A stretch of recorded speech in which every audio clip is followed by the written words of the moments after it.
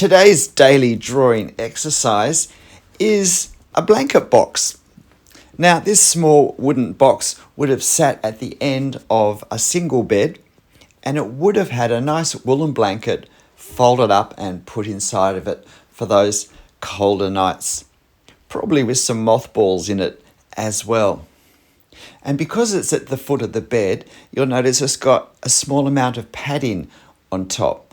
And this is both suitable decoration for a bedroom and also perhaps just a little bit practical, because this would have been an easy piece of furniture just to sit on and to put your shoes on.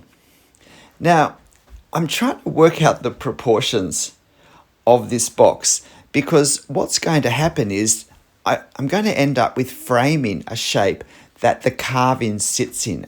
And so I want the proportions to be approximately correct. But because this is a relatively simple shape, I do want to include the details of the pieces of wood that construct the frame and then the sides of the box. But this is the sort of drawing where it ends up being quite challenging when you do several shapes within shapes to have the innermost shape the proportions that you want.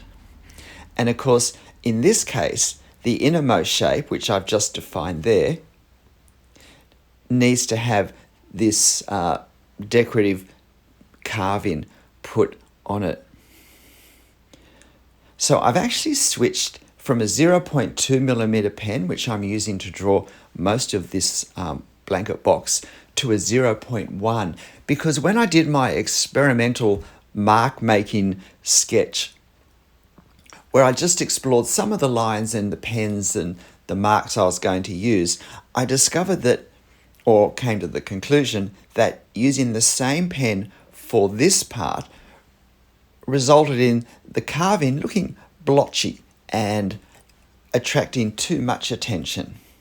And so, because I'm going to put more lines closer together than in the rest of my drawing, rest of the subject, by making them lighter, I actually give the impression that they're the same size, and the fact that there's more of them closer together just creates a darker effect. So I had a little bit of trouble there just defining that right-hand lower edge of the curve. But again, I often say don't worry too much about mistakes when you make them, because by the end of the drawing, they may not be nearly as noticeable. So pay attention to that mistake at the end and see if it really is such a problem after all. And by now, I'm already thinking, well, my box isn't looking quite wide enough. However, I haven't put the left-hand side on, which will create the illusion of the box being a bit wider.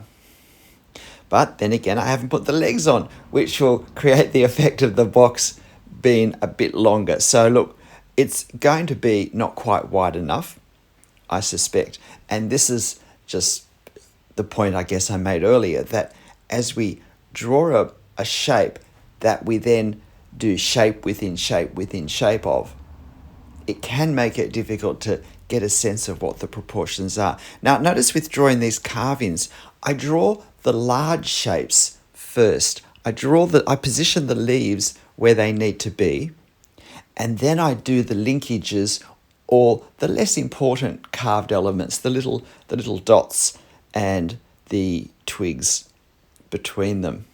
But by positioning the main elements, the largest elements first, but then we make sure that they're in the right place and that they are the right shape.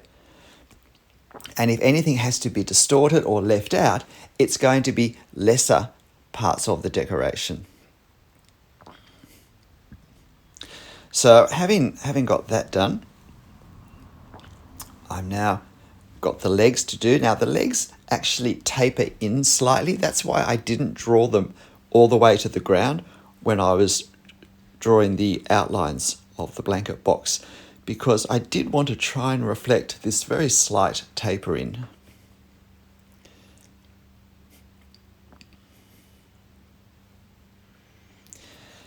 And I know it's going to be a challenge drawing the rather extreme proportion we have on the roof and on the top of the box and on the left-hand side.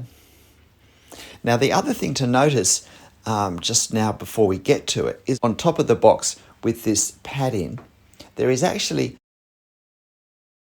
not just the upholstery tacks around the outside, but there are two upholstery tacks in the middle to give a simple quilting effect.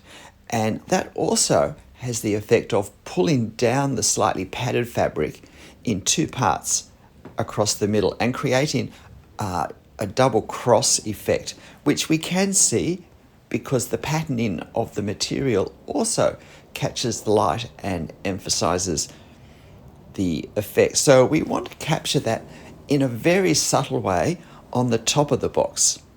So I'm going to use my 0.1 for that as well. But for now, I'm trying to get these extreme angles, and with the foreshortening, what we don't want is we don't want this side of the box to go too far out. And so we have to pay additional attention to observation for sections such as this.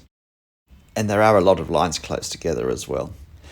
And then just trying to see how to draw that leg. I was actually observing the space, the negative space that was around the leg when I was drawing that.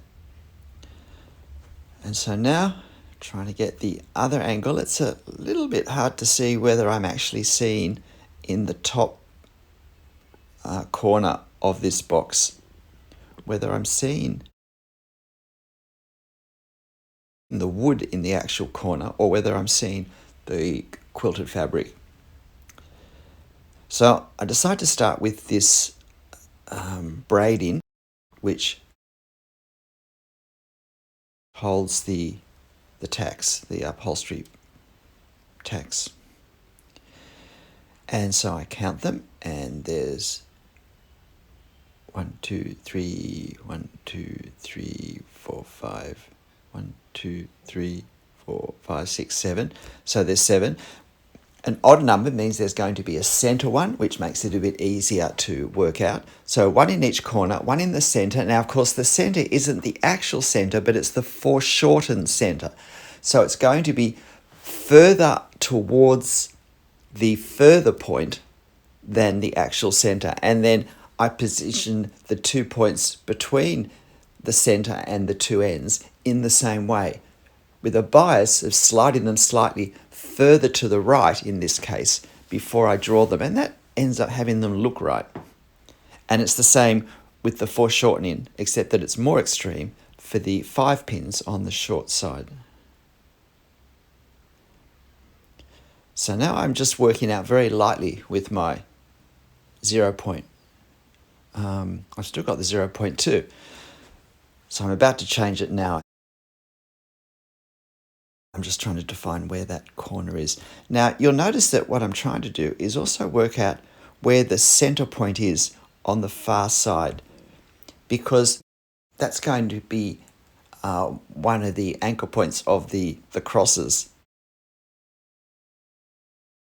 And in effect, these are 2 crosses on the top of the box, which are going to want to suit or fit into the perspective pattern that we're creating. And you'll just see there how I've also indicated the fact that the center goes down below the surface level by utilizing the way the pattern curves. Just trying to position the center point there and then bring it in. Now, because of the lighting, the effect is somewhat more subtle in the actual photo reference, but I think I'm happy enough with that. So look, yes, the box is not quite wide enough, but otherwise I'm pretty happy with this. It took me 12 minutes to draw in real time. You're looking at this at 1 1/4 speed, so it's only very slightly sped up just to make it a 1.5 minutes or 2 minutes shorter. So just now emphasizing some of the The lines, I'm not sure why. I should have probably just put the pen down. It's probably as finished as it's going to be at this stage. I decided not to do any hatching underneath to indicate context. I think I'll let this single bed blanket box just sort of hang in space, or maybe look as though it's on a well-lit showroom floor.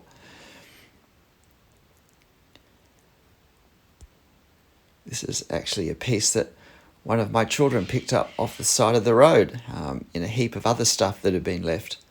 And I'm just now adding a few dots around the carved elements that indicate some texture that's actually been carved between them. So what do you think? Are you going to have a go?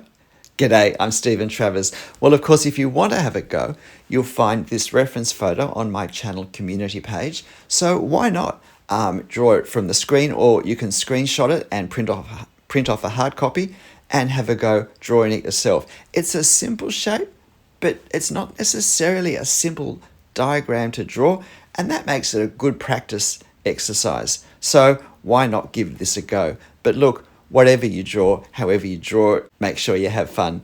I'll see you next time. Bye.